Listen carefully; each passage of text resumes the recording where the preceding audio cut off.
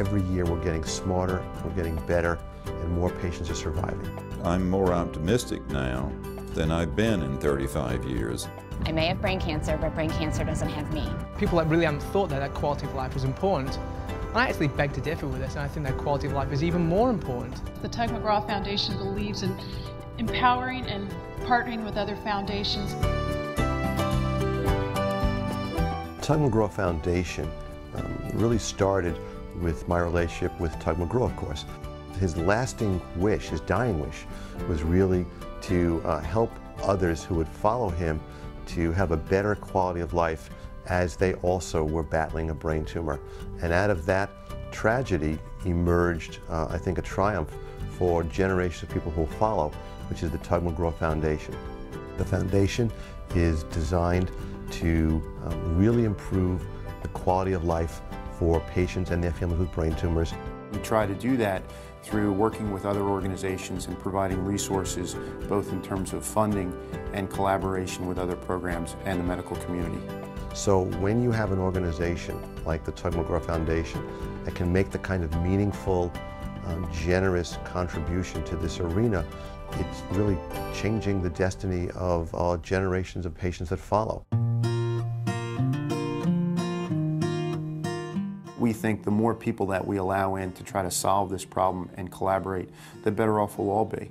So our approach has been to open ourselves up to other organizations and have other organizations work with one another too. This is not a race to see who finishes first. This is a race to make sure that we get an answer. The second thing that they're doing is to play a major role in a program we call the Collegiate Athlete Pre-Medical Experience, a program that targets female varsity athletes who are clearly on a path to go to medical school. The other thing that they created was the Tim McGraw Medical Education Scholarship, which is awarded to one CAPE graduate female athlete and is support $25,000 a year for 4 years for her to go to Duke Medical School. I think in the last 2 years the foundation has really progressed and we've come a long way. And with some of that success comes more challenges. And this is the first year that the Tug McGraw Foundation, Team McGraw, will enter the New York City Marathon. The Tug McGraw Foundation first started exploring the New York City Marathon when I started having conversations with the New York Roadrunners. They wanted to give us the opportunity to raise awareness and funds for our mission to improve the quality of life for brain tumor patients.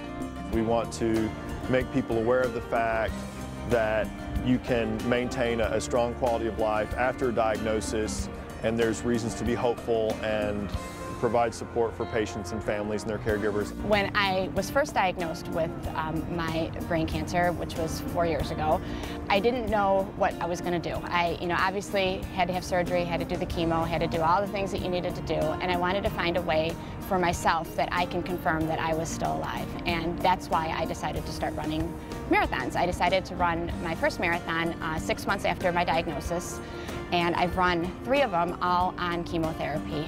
I just think that it's important for people who really want to put their mind to do something, just to put their mind to it and do it. All of our runners are running in conjunction with someone, a patient that is supporting them or someone they're running in memory of. For me, I'm running in conjunction with Jeannie Kaufman, who's currently involved in her own kind of journey with this struggle, and she's a very spunky, spirited musician, which works for me, that keeps smiling and singing, through all of this. It would just make me feel good to know that I could help and maybe just give somebody a better quality of life, Well, if you had asked me when I joined the Tug McGraw Foundation a while back that, within the first 2 years we would be putting on our 3rd gala in St. Louis, we would be fielding a team at the New York City Marathon, I would never have believed you. But it's true. Let's talk about the foundation. Where do you guys stand right now? I'm hearing all kinds of good things about Tug's foundation. It's going great. Jennifer Brewstar's doing a great job with it, and and it's just people are getting involved, money's being raised, and the foundation grows every year. The big banquet we have every year, more and more people get involved, more and more corporate sponsors, and it's gone from a grassroots kind of campaign to a big national campaign. So I think it's doing better and better all the time. It's important for the foundation to be raising more and more awareness so people are more active and want to find a cure for this disease and want to know that people are surviving just like me. I think where the foundation is going in the next few years is we clearly haven't seen the best of what we can do. We are still a fledgling organization, we're still growing, and the opportunities for us to create meaningful change in the brain tumor community are clearly right ahead of us. Working with institutions like Duke, like MD Anderson, like UCSF, they present real possibilities for us to work with them and those organizations to work together.